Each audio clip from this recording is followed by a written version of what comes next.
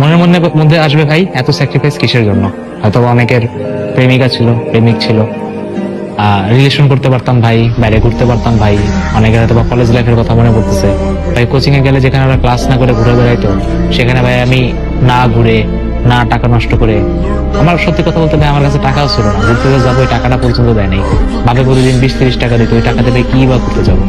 সবকিছু ভাই ফেলায় ঠেলায়, অথবা ব্রেইনও দুর্বল ছিল, সবকিছু ফেলায় ভাই পড়াশোনা করছি। নিজের সর্বোচ্চটা দিয়ে দিনরাত শুধু একটা কথাই মাথার মধ্যে ঘুরতো, এই যে রেজাল্ট আসবে, রেজাল্টটা দিয়ে মা বাবার খুশি করতে হবে।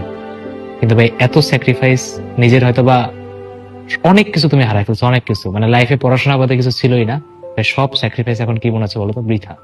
যে এত স্যাক্রিফাইস কিসের জন্য করলাম? এই রেজাল্টে একটা 3.5 দেখার জন্য?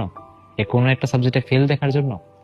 মানে এখন হাসিও আসে কান্নাও পায়, এরকম একটা সিচুয়েশন হয়ে যায়।